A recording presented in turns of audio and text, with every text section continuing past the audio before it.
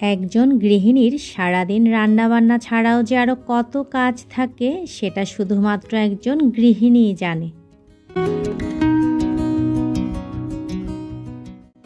Hello everyone, কেমন আছেন সবাই? আমি রুম্পা। আমার আরও একটি নতুন ভিডিওতে আপনাদের সবাইকে স্বাগত জানাই। আরও একটি দিনের গল্প কথা নিয়ে আপনাদের সামনে হাজির হয়েছি। তো আমি আমার আজকের ব্লগটি সকাল থেকে শুরু করেছি। তো সকাল থেকে রাত পর্যন্ত আমি আমার আজকের ব্লগটি সাজিয়েছি। যদিও খুবই অল্প সময়ের মধ্যে আপনাদের সাথে আমি থাকি, তো তারপরেও সারাদিন যে কত কাজ থাকে এর পেছনে, তো সেটা একমাত্র একজন নারী বোঝে। সারাদিন সংসারের কত কাজ, রান্না বান্না আর কিচেনের বাইরেও অনেক কাজ কিন্তু থাকে। তো সকালবেলা আমি নাস্তাটা বানিয়ে নিচ্ছি। তো আজকে রেডিমেড পরোটা দিয়ে সকালে নাস্তাটা করে নিব। তো কয়েকদিন ধরে আমার খুব ফ্রোজেন পরোটা খেতে ইচ্ছে করছিল। তো আজকে সকালে ছেলেকে পাঠিয়ে নিয়ে এসেছি। তো ওদেরকে দেওয়ার পর আমিও আমার নাস্তাটা করে নিয়েছি। তো নাস্তা করার পরে ঘর গোছানো, ঘর ঝাড়ু দেওয়া আমার প্রতিদিনের কাজ, তো সেটাও করে নিয়েছি। তো এখন দুপুরে রান্নাটা শুরু করেছি। আর হ্যাঁ, ভিডিওর এ পর্যায়ে যারা এখন আমার ভিডিওটি দেখা শুরু করেছেন, আশা করছি একটি লাইক দিয়ে আমার ভিডিওটি কন্টিনিউ করবেন। আজ দুপুরের জন্য একটি সবজি ভাজিতে আমি বসিয়ে দিয়েছি, আর সাথে করছি একটু নোনা ইলিশ ভুনা।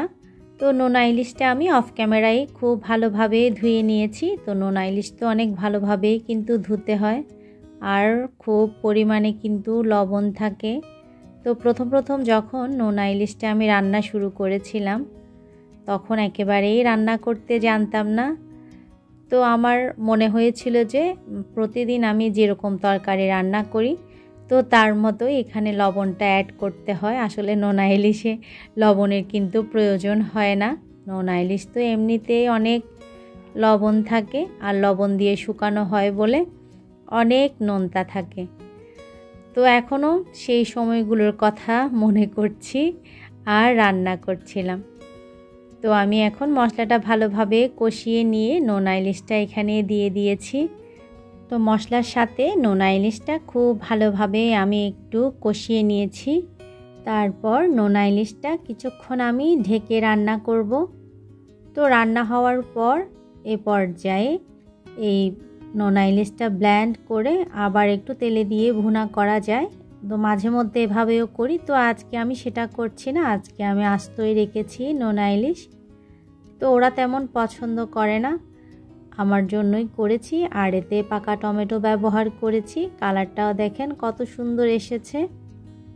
তো এখন আমি আমার বরের জন্য একটু শুটকি ভুনা করে নিচ্ছি। তো শুটকিটা আমি হাতেই মাখিয়ে নিয়েছিলাম, এখন একটু তেলে দিচ্ছি, তারপর একটু ধনিয়া পাতা ছিটিয়ে দিয়েছি। তো শুটকি ভুনা খুবই অল্প পরিমাণে ছিল, এটা দুপুরে শেষ হয়ে গিয়েছিল। তো শুটকি ভুনাটা করার পর আমি অল্প চিকেন রান্না করে নিচ্ছি। তো আমার কয়েকদিন যাবত চিকেনটা তেমন একটা খেতে ইচ্ছে করছে না, তো কয়েকদিন বেশ পরিমাণেই খাওয়া হয়েছিল।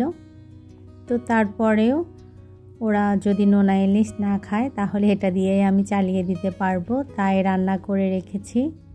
তো দুপুরে খাওয়ার পর আর তেমন কোনো ভিডিওই করা হয়নি। তো একটু বাইরে গিয়েছিলাম। তো বাইরে প্রায় 2-3 ঘন্টার মতো থাকতে হয়েছে আমি এবং আমার বরের।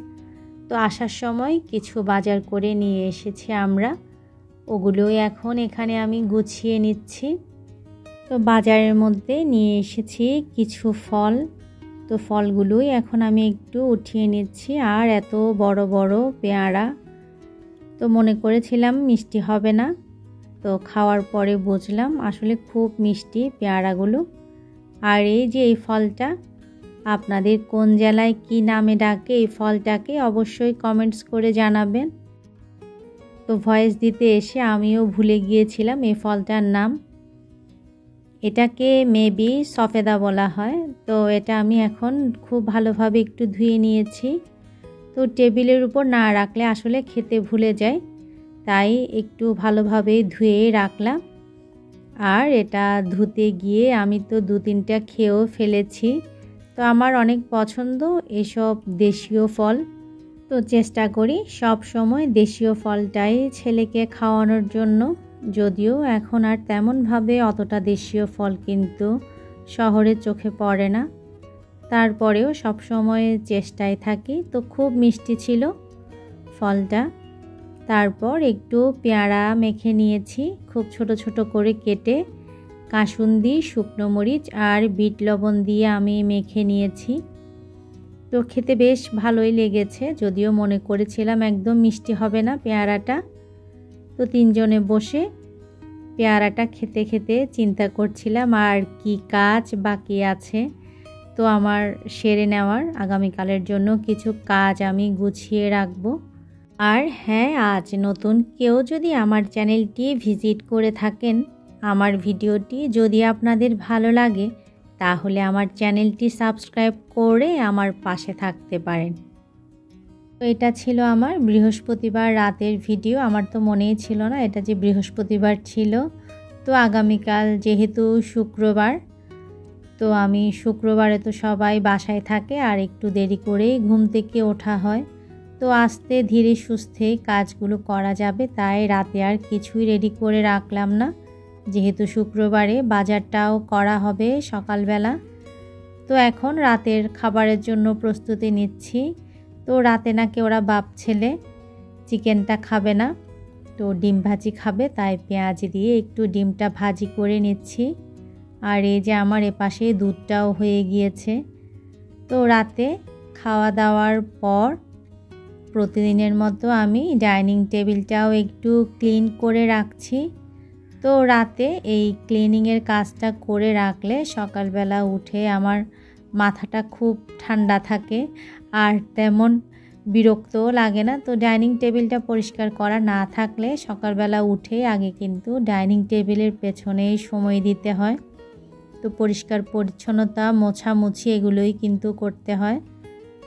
তো যেহেতু একটু দেরি করেই উঠা হবে সকালবেলা, তাই বৃহস্পতিবার রাতেই সব কিছু একটু গুছিয়ে রাখার চেষ্টা করছি। আর সবাই যদি বাসায় থাকে তখন দেখা যায় ওদেরকেই বেশি কিন্তু সময় দিতে হয়। আর যেহেতু বন্ধের দিন, খাওয়া দাওয়া, রেডি করা, একসাথে বসে একটু গল্প করা, বিকেলে বাইরে যাওয়া, তো এগুলোই বেশি করা হয়। তাই আগের দিন রাতে একটু সব কিছু গুছিয়ে নিচ্ছি। তো টেবিলটা ক্লিন করে নেওয়ার পর রান্নাঘরে যেসব থালাবাটি থাকে খাওয়ার পর সব কিছু আমি পরিষ্কার করে নিয়েছি, সাথে হাঁড়িগুলো আর চুলাটাও পরিষ্কার করে নিয়েছি, যাতে সকালবেলা উঠে আমার চোখে একটু শান্তি লাগে। তো প্রতিদিনে আসলে কাজগুলো আমি রাতেই করে নেই, আজকে একটু আপনাদের সাথে শেয়ার করলাম। তারপর রান্নাঘরের চুলাটা চেক করে লাইট অফ করে ফ্রেশ হয়ে চলে এসেছি আমার রুমে। তো এই লাইটটা দারাজ থেকে কিছুদিন আগে অর্ডার করেছিলাম। তো 3 কালারের লাইট।